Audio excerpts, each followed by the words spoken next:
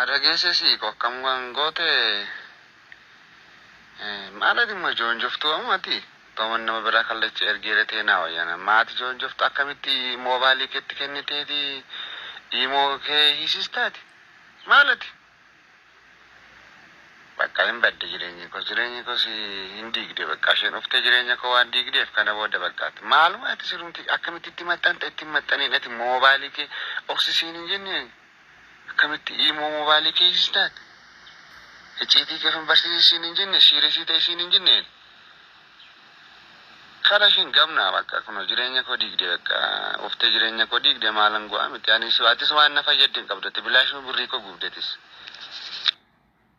Baay'een keessanii waggaa meeqa biyya Arabaa hojjedhe jettee garuu bu'aa keetti yookaas immoo dadhabbii kee nama itti jiraata jira jettee mucayyoo jettanii viidiyoo kana abbaa galuuf dhimma isinii gala jedhee yaada. Viidiyoon kun yeroo dabqa ofii ka biyya Arabaa ta'an waan hojjetan takka waa irra gaan bu'aa isaa akka argan jechuudha.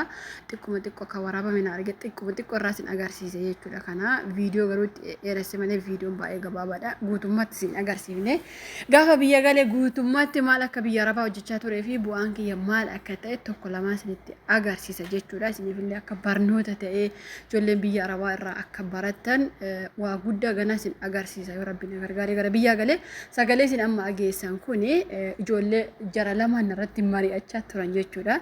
Guyyaa kaleessaa sagaleen qabe baay'een keessa maa viidiyoon hojjettu maarra geesse mucayyoo akkam goote naan jettanii dhugaa dubbachuu fi mucayyoo ani waan go'e takkallee hin qabu. Keessaafuu warri naannoo keenya taatan biyyatti warri sirriitti qaamaan na beektan mucittii kan akkana goote ati gara biyyaatti uguma galuu fi yoo biyya galte akkamitti jiraachuu fi inumaayyuu afuurri namaa yookaas immoo namni akkasiin jechuun iyyuu si ajjeesa naan jettanis ni jirtanii. Baay'een keessan immoo waa hedduu na gorsan galatooma warra koomentii jalaa caalaayyuu warri keessa dhufan warra naannoo kiyyaa warra waliin guddadhu warra maalummaa kiyyaa fi ishee beekuu jechuudha. Kan inni amma jireenyi kiyya diigame ka jedhe abbaa manaa kiyya jechuudha. Jireenyi kiyya diigamee jira. Yoo isheen dhufte jireenyi kiyya hin diigame akkamittiin ani qarshii koo baasee qarshii koo asii nyaatte akkamittiin achi geessee immoo na kassarsiista maa ishee ajjeesuu dhabdee akkamittiin dhiimoo kee hidhattee ati gamnadha moo gowwaadha ka jedhamu sagalee ergeefi jechuudha. Ani gara achumarratti waraabadhe dhiimama sana keessatti. An dhugaa dubbachuuf akkuma dura isiniin jedhe ani waggaa irraa biyya kana keessa taa'eera jeen namarratti wanjala hojjechuu hin barbaadullee hin barbaannellee garuu dura isinitti meemiira dhiimoo ani gaarummaa umakoo lakkoofsa kiyyaan banee fi dhiimoo kiyyammoo ofirraa gube garuu akka ishee wanjala kanarratti hojjettu baree immoo dhiimooma sana deebisee buusee jechuudha. Jechuun anillee lafumaa kaatee ati jinnii maal qabdaayyuu akkatti bartee ka jettanis hin jirtan. Haaluma isheen naa galuu didi albee baattee deemti dubbiin afaan ishee naa ta'u kana jechuudha. Sana dura sinitti himee jira viidiyoo keessa deebi'ee haasoo hin barbaadu. Maarra geessi akkam taatee ka jettanii fi qarshii kiyya 3,000 ka ishee irratti hafee arabittiin damoosni haa ufuu birrii ishee walitti qabee siif kennaa jettee jirti. Birriin 2,000 isheen jira kuma tokko immoo ji'a kana fitti waan ta'eef itti guute siif kennite amma damoosni ofoo guyyaa 8-9 caalaa namni akkuma beektanii guyyaa 10 caalaa nafu jechuudha. Birrii kiyya 3,000 illee takka lamaan as baase isinitti agarsiisa jechuudha. Warri immoo cubbuu sii ta'a maali sii ta'a akkas ta'ee sana ta'ee jettanii warra birrii keessan nama biraatti ergaa turtan yoo ta'e malee ani ammatti qarshii kiyya nama lubbuu kiyya baasuu dhufe dhiisuufi takka illee hin qabu jechuudha. Walii galee ani mucayyoo kana hin qaxaqachisiisa. An dhuguma rabbi isinitti himu. Osoo akka maal gootanii yoo araballee qaxaqachisiisu baadhe ofii kiyya nama qaxaqatu gana.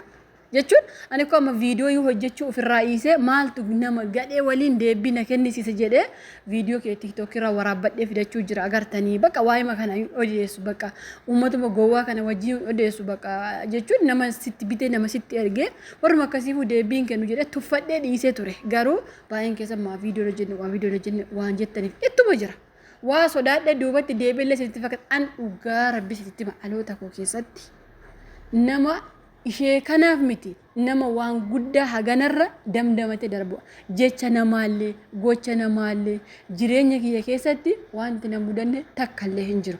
Har'a garuu gadhee baalageen maaloo haadha kee mooja haadha kee akkas haadha kee shanaan jette viidiyoo san ageessanii jirtani hundi keessan ageessanii jirtani garuu jechoota isheen fayyadamte qarshii kana agarraa fu'uun nageesse malee ana jechuun nama immaakof haga har'aatti immaakof jecha an dhuguma rabbi isinitti makaan na beektani warri nan beekneef isinitti himuu jira immaakof jecha salphina waggaa umrii koo addunyaa kanarra jiraadhu na mudatee haga har'a baadhee deemuu jira immaakof jecha haga addunyaa kanarra jiraadhu kan namni ittiin na ceebbee hafu mataa kiyyarra fudhee jira immaakof jecha jechuudha harmee kiyyaaf jecha sinii galee kanaafuu annama yeroo sanayyuu gadi hin jenne waan ta'eef jecha sanaafu gocha sanaafu nama gadi hin jenne waan ta'eef har'a garuu gadheen achi bitamtee natti ufteef nama duubatti deebi'u wayii isinitti hin fakkaatin anduma rabbi isin jira yoo ogumatti akka bittaniif ta'etti na ajjeesistee reeffa kiyya biyya gashitani okay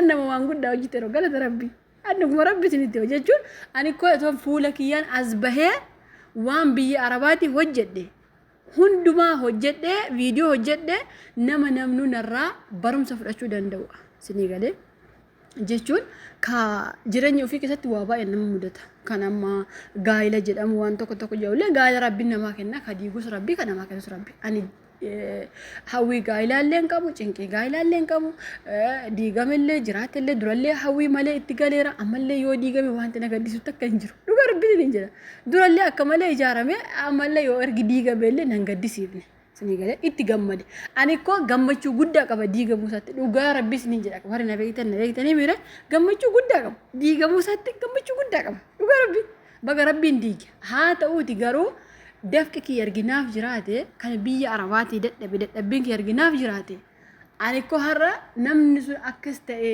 duraan akkatti gaa'ila aabbadhee har'a immoo kanatti gaa'illi kiyya diigame jedhee namuuf ceepha'uu danda'u dhugaa rabbi sinii jedha waggaa meeqa argi waan kun na mudatee waggaa arguma na mudatee booda nama as deebi'ee jireenya kiyya fooyyeffateen sinii galee nama as deebi'ee argite jireenya kiyya fooyyeffate inda'uun ka isaati ka dura biyya arabaa waggaa 4 hojjedhee galeen waggaa 4 biyya arabaa hojjedhee galee eeyyama fudhee deebi'ee dhufe ji'a 2 akkam biyya taa'ee dhufe ji'a 2 akkas biyya taa'ee dhufe har'a garuu ergin deebi'ee naannoo waggaa 6-7 oliitti ergin deebi'ee jechuudha biyya kana annama biyya kana keessa naannoo waggaa 10 olii jiraachaa jiru warra na beektan warra beekne isinitti himuu jira maaliif gaafa irra koomentii jechuun koomentii sammuu nama tuqu tarii barreessita namoota baay'een arga warri barreessan warra na beekin beeka garuu waan haamilee kiyya tuqu miti sitti haamilee kiyya waan tuqu miti jechuudha kan haamilee kiyya tuqu hankana caalu darbee jira dhugaa rabbi har'a garuu mucitti kan akkas goona eessatti galtaa akkam goona akkas qaxaqqaxee viidiyoo isinii waraaba anumatu dhiiga mataashirra facaasaa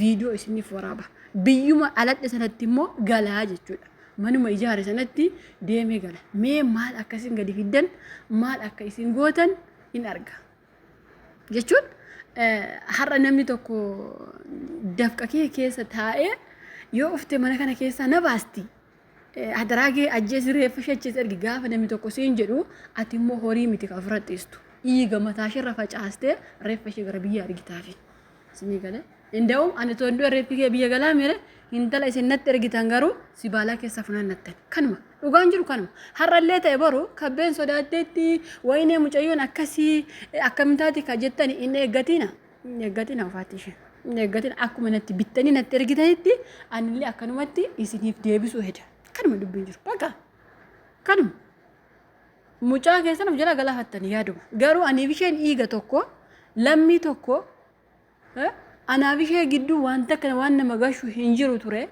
isheetu deemee natti qarshii nyaatee qarshii kiyyaan immoo dhufe si galee har'a garuu maa akkas goota kabbe maa akkana taata kabbe innoo ka sagalee natti ammatu biyya taa'e dafqa kiyya keessa taa'eeti bar ka abbaa qabeenyaa fakkaatee sagalee natti ergu kuni dafqa kiyya waggaa meeqa biyya arabaati hojjedhe bar garuu waan takka lukkuun maqaa isaatti hin jirtu achi keessa ta'uun faayidaan qabu ani borga nama viidiyoo isinii waraabee achi keessa baasu isallee niitii isaallee isinii galeemi nama achi keessa baasuu danda'u garuu ofumaan lubbuu mucitti kanallee itti haasofsiistanii ofumaallee akka arreebu gootanii waan takka faayidaa mucayyoo kanaaf hin buufne jechuudha isinii galee faayidaa takka isheef hin buufne ani koo gara laafummaa kiyya isa beeku na beekan dhugaa rabbi waan hin gara laafummaa qabuuf iyyuu kanan birrii kiyya 5,000 mataa ishee gannagee fira kiyya dhiiga kiyya haa guddattu yoo isheen guddatte mana isheetiillee nagahuu danda'a mana hiyyeessaati maaltu nama gaha mana qabanii malee jedhee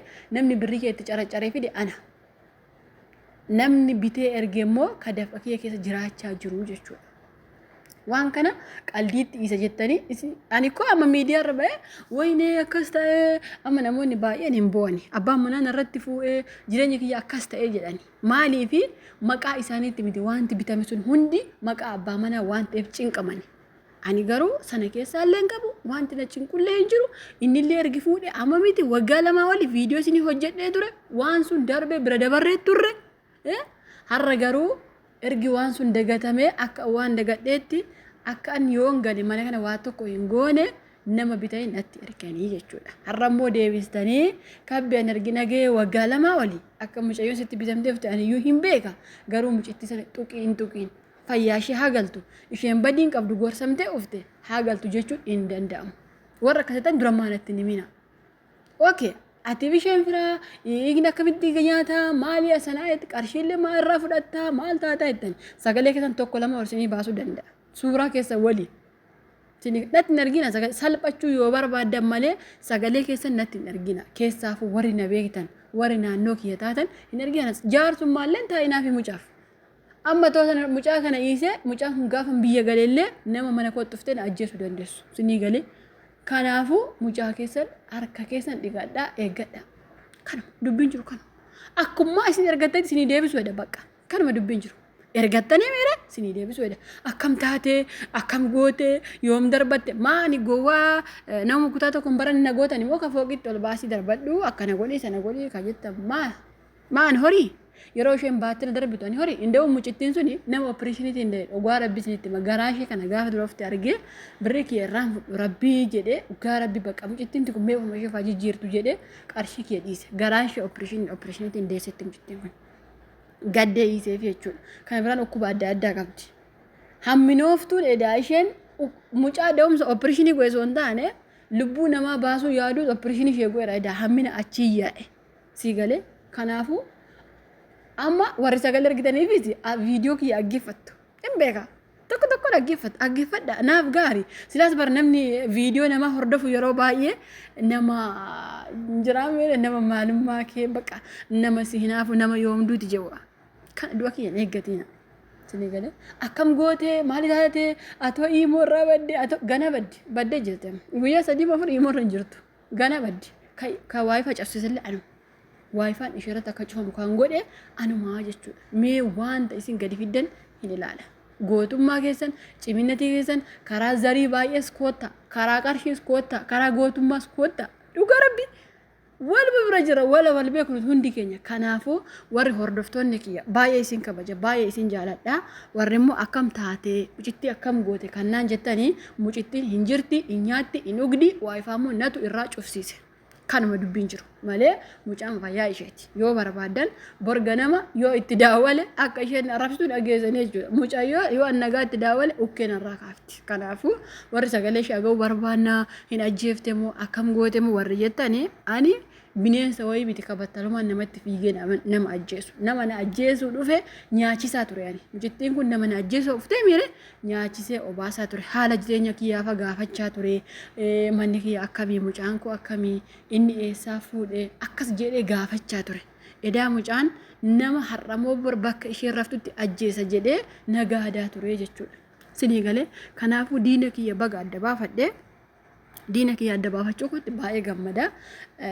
Garuu immoo akka nama hin jiraamire akka ani waa horii yookaas immoo akka ani waa gowwaa wayii ta'etti akkam gootere darbatteere maalii ta'e hin goyoomin anshaa wadamina akka tani sagalee hin qabinaa fi sagalee keessan sana olma baasan sagalee takka lama argitan olma sinii baasa dhugaa rabbi sinii natti hin aariina booda maa ol baaste jedhe ani koo nama jireenya isaaf jecha waggaa meeqa kushinaa arabaa keessa taa'ee mucaan koo otoo na hawwoo osoo mucaan koo har'amoo barufta jedhu isin immoo nama reef ishee biyya haa galu jedhan irratti yaade waan ta'eef kanaa booda kallattii hundaanuu walitti deemna.